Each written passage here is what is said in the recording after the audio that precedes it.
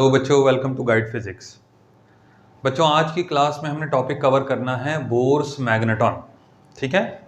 Bourse magneton topic शुरू करने से पहले एक मल्टीपल चॉइस क्वेश्चन लेते हैं, और ये मल्टीपल चॉइस क्वेश्चन थोड़े से डिफरेंट टाइप का है और बहुत अच्छा एनालाइजेशन आपको देगा।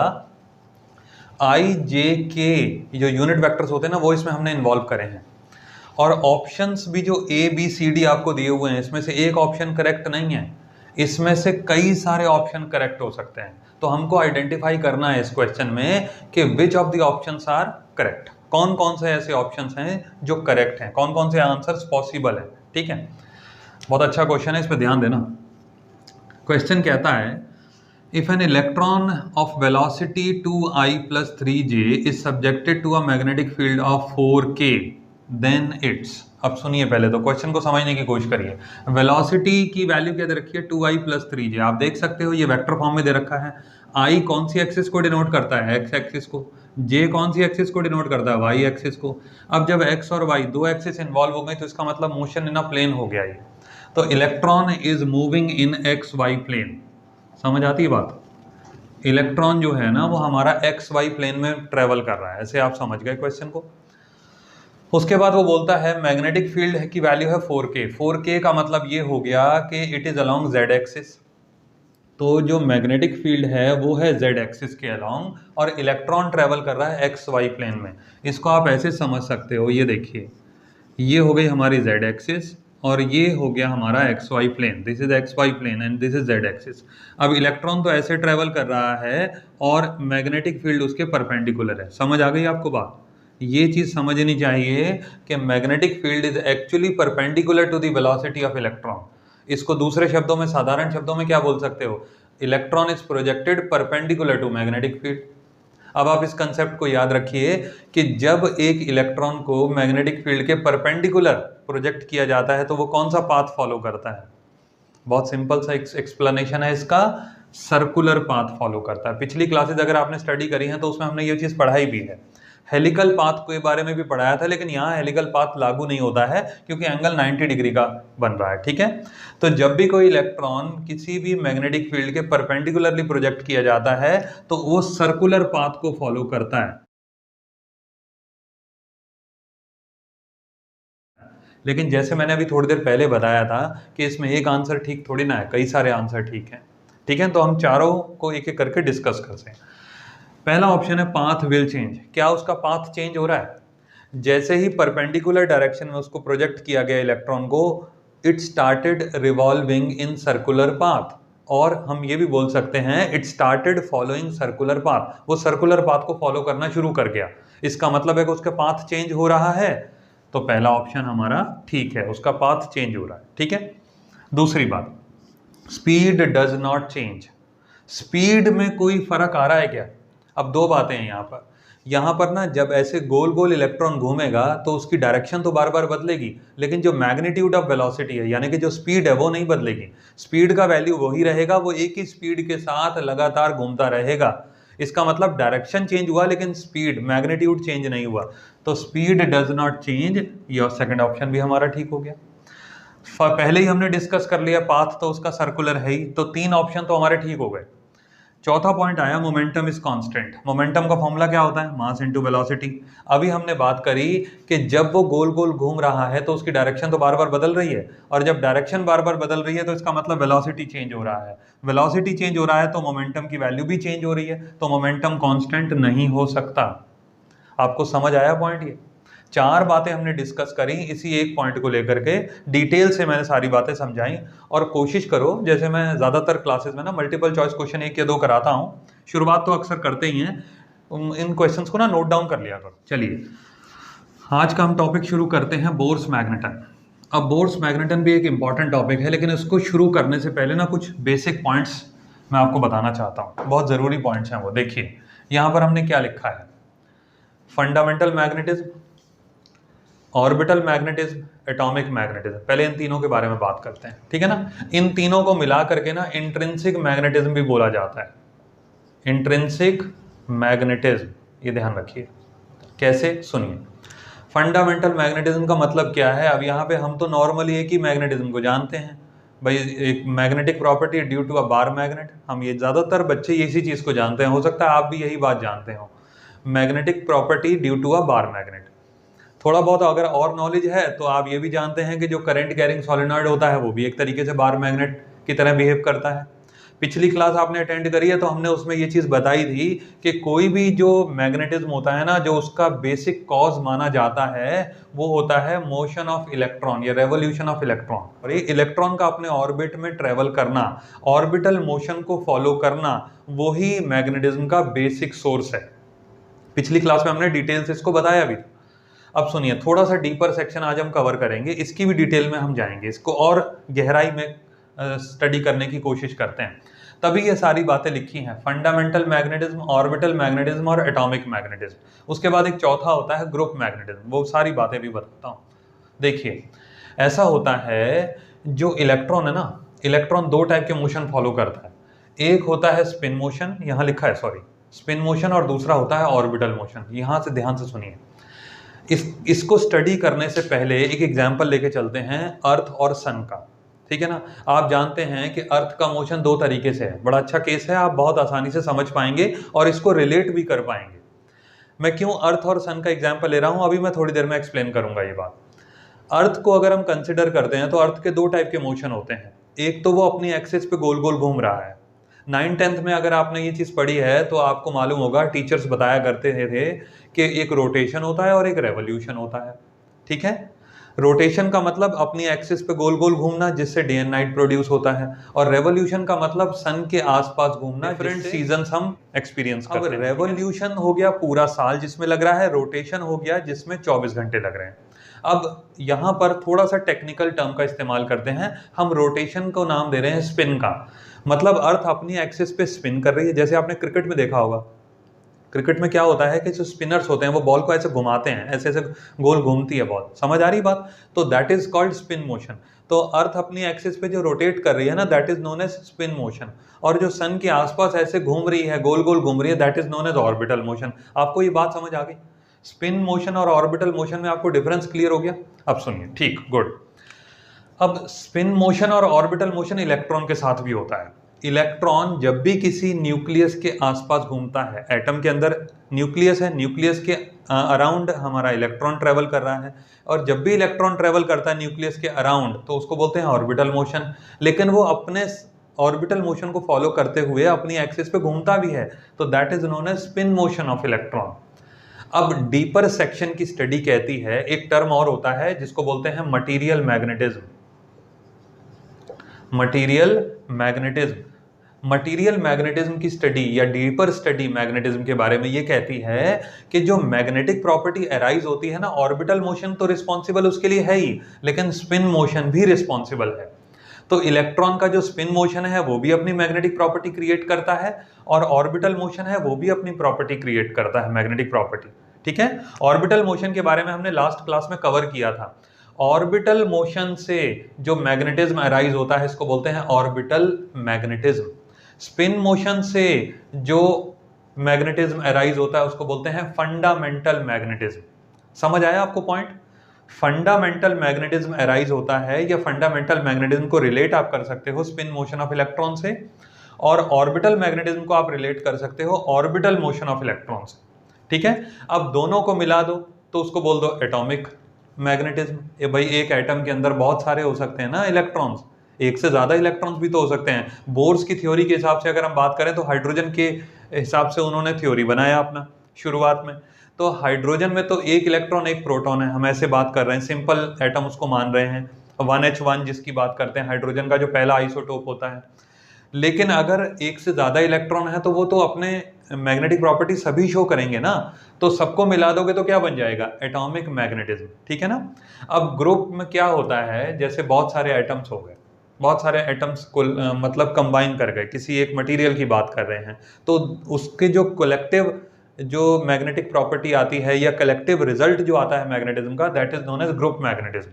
अब ग्रुप मैग्नेटिज्म ना 3 पार्ट्स में डिवाइड होता है। एक होता है पैरामैग्नेटिज्म, एक होता है फेरोमैग्नेटिज्म, और एक होता है डायामैग्नेटिज्म। अब आते हैं ग्रुप मैग्नेटिज्म हमने कंसिडर नहीं करना, फंडामेंटल के बारे में बता दिया, ऑर्बिटल मैग्नेटिज्म के बारे में बता दिया, एटॉमिक मैग्नेटिज्म के बारे में बता दिया, ठीक है। इन सबको मिला करके ना आप इंट्रिंसिक मैग्नेटिज्म भी बोल सकते हो, ये बात याद रखें।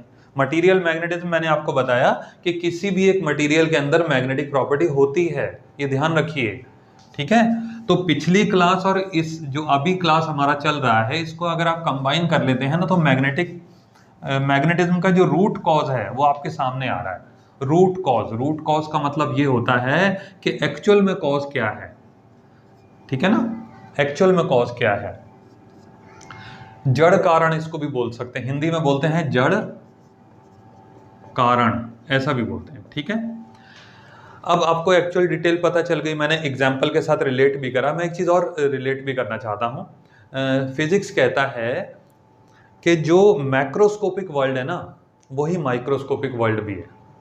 माइक्रोस्कोपिक का मतलब क्या हो गया, माइक्रोस्कोपिक, और ये हो गया मैक्रोस्कोपिक। फिजिक्स कहता है कि जो मैक्रोस्कोपिक है वो माइक्रोस्कोपिक फॉर्म में भी मौजूद है। कैसे, आप देखो ये सन लिया हमने, ठीक है ना, उसके आसपास क्या रिवॉल्व कर रहा है, अर्थ। हमने एक अर्थ को ले लिया। अब इसी तरीके से आप न्यूक्लियस देखो, ये न्यूक्लियस है, न्यूक्लियस के आसपास कौन रिवॉल्व कर रहा है, इलेक्ट्रॉन। आप बताइए क्या मिलता जुलता मोशन नहीं है। इसी तरीके से अर्थ के अलावा दूसरे प्लैनेट्स ले लो, और प्लैनेट्स ले लो, यहाँ पर भी आप इलेक्ट्रॉन, एक इलेक्ट्रॉन के अलावा दूसरे और इलेक्ट्रॉन ले लो। अब बताइए क्या ये मोशन मिलता जुलता नहीं है। तो जो प्रॉपर्टी अर्थ के लिए लागू हो रही है वही प्रॉपर्टी इलेक्ट्रॉन के लिए भी तो लागू हो रही है, ठीक है ना। ये ध्यान रखिए कि ये आज की डेट में ना साबित हो चुका है कि जो मैक्रोस्कोपिक वर्ल्ड है वही माइक्रोस्कोपिक फॉर्म में भी मौजूद है। यहाँ पर आप नेचर की क्वालिटी को देख सकते हो, नेचर की बारीकी को देख सकते हो। आर्टिफिशियल चीज़ों में तो ये चीज़ प्रोड्यूस करना भी बड़ा मुश्किल है। अब तो खैर टेक्नोलॉजी बहुत एडवांस हो रहा है। आने वाले समय में आप देखोगे जैसे जैसे आप लोग बड़े होगे, आने वाले समय में देखोगे टेक्नोलॉजी तो बहुत कुछ कर जाएगी। हाँ, कुछ चीज़ों में लिमिटेशन तो रहेगा ही, लेकिन फिर भी कुछ चीज़ों को आप कह सकते हो कि टेक्नोलॉजी कवर कर लेगी। खैर, अब हम बात करनी है बोर्स मैग्नेटन के बारे में। ये बड़ा अच्छा केस है, सुनिए। अगर आपको पिछला लेक्चर याद है तो उसमें एक टर्म हमने पढ़ाया था m/l, ठीक है। इसका आंसर आया था E/2me। me का मतलब मास ऑफ इलेक्ट्रॉन, e का मतलब 1.6 × 10⁻⁻19, 2 एक नंबर हो गया, l हो गया एंगुलर मोमेंटम। l का फॉर्मूला क्या होता है, mass into velocity into r। अभी इसको और भी रिलेट करेंगे हम। और m का मतलब होता है magnetic dipole moment. Ratio of magnetic dipole moment to the angular momentum is known as gyromagnetic ratio. Gyromagnetic ratio, इसको कुछ टीचर्स जायरोमैग्नेटिक भी बोलते हैं, आप जो मर्जी प्रोनाउंस कर लो। और ये कांस्टेंट क्वांटिटी होता है क्योंकि E भी कांस्टेंट है, M भी कांस्टेंट है, 2 भी कांस्टेंट है। अब एंगुलर मोमेंटम होता है मास वेलोसिटी इनटू r।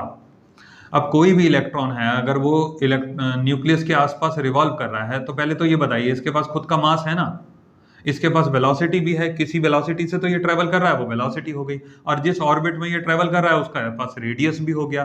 तो तीनों चीजों को मिला दो, मल्टीप्लाई कर दो आपस में, तो बन जाता है एंगुलर मोमेंटम। पिछले क्लास में एक चीज और बताई थी, वो दोबारा से दोहरा रहा हूं। एंगुलर मोमेंटम को का मैग्नेटिज्म से कोई लेना देना नहीं है, यहाँ पे आप ऐसे समझ लो, ठीक है। एंगुलर मोमेंटम टर्म इसलिए सिर्फ आ जाता है क्योंकि रोटेशन या रेवोल्यूशन इन्वॉल्व हो जाता है। ऑर्बिटल मोशन इन्वॉल्व हो रहा है तो भी एंगुलर मोमेंटम आएगा, स्पिन मोशन इन्वॉल्व हो रहा है तो भी एंगुलर मोमेंटम आएगा। मैग्नेटिज्म से इसका कोई रिलेशन नहीं है, ठीक है ना। अब हम बात करते हैं इसको और आगे इलेबोरेट करने की, जरा गौर से सुनिएगा। बोर्स थ्योरी क्या कहती है, या जिसको आप बोर्स हाइपोथेसिस बोलते हैं। L की वैल्यू होती है NH/2π as per Bohr's hypothesis for hydrogen atom. अगर हम बात करें, चलो हाइड्रोजन की बात ही मत करो, थोड़ी देर के लिए ऐसे ही छोड़ दो। L = NH/2π, इतना तो जानते हो। अब N का मतलब क्या होता है, principal quantum number. Principal quantum number, या यूं कहें आप number of shells, number of orbit, ये भी आप बोल सकते हैं प्रिंसिपल क्वांटम नंबर को। H हो गया प्लैंक्स कांस्टेंट, 2 और पाई ये कांस्टेंट हो गए, ठीक है ना। तो एंगुलर मोमेंटम किसी भी इलेक्ट्रॉन का जो होगा वो डिपेंड करेगा कि कौन से ऑर्बिट में वो ट्रेवल कर रहा है। अगर पहले ऑर्बिट में ट्रेवल कर रहा है तो n की वैल्यू 1 हो जाएगी, दूसरे ऑर्बिट में ट्रेवल कर रहा है तो n की वैल्यू 2 हो जाएगी। तो जैसे जैसे नंबर ऑफ ऑर्बिट बढ़ता चला जाएगा, प्रिंसिपल क्वांटम नंबर की वैल्यू जैसे जैसे बढ़ेगी वैसे वैसे एंगुलर मोमेंटम भी बढ़ जाएगा। एज पर बोर्स थ्योरी और बोर्स हाइपोथेसिस हम ये फॉर्मूला कंसिडर करते हैं। अब यहाँ पर हम एक हाइड्रोजन एटम को कंसिडर कर रहे हैं। हाइड्रोजन एटम में भी फर्स्ट आइसोटोप 1H1। अब n की वैल्यू क्या कर दी आपने 1, ध्यान दीजिएगा इस बात पे, n की वैल्यू 1 कर दी तो l की वैल्यू क्या हो गई h/2π। अब h/2π l का वैल्यू हो गया तो m/l क्या बना, m/l is equal to E/2me, ऐसे लिखा है, चाहे m लिखो चाहे m ही लिखो, आपकी मर्जी है, जो मर्जी कर लो। l की वैल्यू यहाँ प्लेस करोगे h/2π तो क्या बन जाएगा m, देखिए E/2m, ये l इधर जाके मल्टीप्लाई हो जाएगा, मल्टीप्लाई हो गया तो h/2π। आप देख रहे हैं ये एक आंसर आ रहा है, बहुत ज़रूरी पॉइंट है, ध्यान दीजिएगा। m आन की वैल्यू आ रही है ना, ये E/2 इंटू 2 4 कर देते हैं, चलो इसको और सिंप्लीफाई कर देते हैं, क्या बन गया EH/4πme। Mass of electron pi constant, 4 constant, E हो गया 1.6 इंटू 10⁻⁻19, H का वैल्यू 6.63 इंटू 10⁻34, 6.6 भी लिख सकते हो, ठीक है ना। अब ये सारी वैल्यू हो गई, सुनिए ध्यान से, ये किसकी वैल्यू आई हमारी, मैग्नेटिक डाइपोल मोमेंट की। मैग्नेटिक डाइपोल मोमेंट कौन से इलेक्ट्रॉन से रिलेटेड है, कौन से शेल के इलेक्ट्रॉन से रिलेटेड है, पहले शेल के इलेक्ट्रॉन से। एक इलेक्ट्रॉन की हम बात कर रहे हैं और पहले शेल में है वो। सिंपल एग्जांपल आप हाइड्रोजन का ले सकते हो। पहले शेल में, फर्स्ट शेल में अगर कोई इलेक्ट्रॉन ट्रेवल कर रहा है तो जो उसका मैग्नेटिक डाइपोल मोमेंट होता है उसको बोलते हैं बोर्स मैग्नेटन। प्रोनाउंसिएशन जो मर्जी करो, बोर्स मैग्नेटॉन बोलो, बोर्स मैग्नेटन बोलो, एक ही बात है, कोई फर्क नहीं पड़ता। बोर्स मैग्नेटन, समझ आ गया आपको पॉइंट, या बोर्स मैग्नेटॉन, जो मर्जी आप कह रहे हो। यहाँ पे ध्यान दीजिए, magnetic dipole moment associated with one electron revolving in first orbit is known as Bohr's magneton. Definition आप लिख सकते हो, ये क्लियर हो गया। बोर्स मैग्नेटन की वैल्यू भी अभी आपको बता देता हूँ, इसको कैलकुलेट भी करना सीख लेते हैं हम, मुश्किल नहीं है ये। इसको आप ना मिनिमम वैल्यू भी बोल सकते हो, this is the minimum value, ऐसा भी बोल सकते हो आप। Minimum value of magnetic moment is known as Bohr's magneton, ऐसे भी बोल सकते हो। अब E की वैल्यू यहाँ पे, अगर इसको सिंबल कुछ भी दे दो आप, कोई भी सिंबल आप लिख सकते हो यहाँ पे। अब E की वैल्यू हो गई 1.6 इंटू 10⁻19, H का वैल्यू 6.6 इंटू 10⁻34 डिवाइडेड बाय 4, 3.14 पाई का वैल्यू, और मास ऑफ इलेक्ट्रॉन 9.1 इंटू 10⁻31। अब इसका वैल्यू जो आएगा वो लिख लेते हैं हम 9.27 इंटू 10⁻², ठीक है जी, बोर्स मैग्नेटन। ये मिनिमम वैल्यू लिख देता हूं मैं यहाँ पे। अब यहाँ पे पॉइंट आया कि यूनिट क्या बनेगी, मैग्नेटिक डाइपोल मोमेंट ही तो है बोर्स मैग्नेटन। अब आपको ना सरल शब्दों में बता दूं, अगर बोर्स मैग्नेटन याद रखना है ना तो इसका एक सरल तरीका है, it is a magnetic dipole moment, बस इतना समझ लो। यूनिट क्या बनेगा, ampere metre square. Magnetic dipole moment का जो जनरल फॉर्मूला बनता है that is IA, current into area. Current का यूनिट एम्पियर, एरिया का unit metre square, ampere metre square हमारा बन गया। अब magnetic dipole, sorry, Bohr's magneton क्या है, मैग्नेटिक डाइपोल मोमेंट है। किसका मैग्नेटिक डाइपोल मोमेंट है, पहले इलेक्ट्रॉन का। फर्स्ट शेल में जो इलेक्ट्रॉन ट्रेवल कर रहा होगा उसका जो मैग्नेटिक डाइपोल मोमेंट होगा that will be called as Bohr's magneton, ठीक है ना। हाइड्रोजन के लिए कंसिडर कर लेते हैं, वो बात ठीक है, अपनी सिंप्लिसिटी के लिए बात कह सकते हो, क्योंकि बोर्स थ्योरी को हम लगाते हैं और Bohr's hypothesis was given for hydrogen atom, ठीक है ना, उसमें भी फर्स्ट आइसोटोप हमने कंसिडर कर लिया, ऐसा भी आप लिख सकते हो। लेकिन बेसिकली बोर्स मैग्नेटन एक प्रकार का मैग्नेटिक डाइपोल मोमेंट है। अब यहाँ पर बोर्स मैग्नेटॉन तो आपने समझा, साथ में मैग्नेटिज्म का जो रूट कॉज है वो भी मैंने बताने की कोशिश करी। मैं फिर से एक बार दोहरा देता हूँ, मैग्नेटिज्म का जो नॉर्मली कॉज माना जाता है वो है ऑर्बिटल मोशन ऑफ इलेक्ट्रॉन।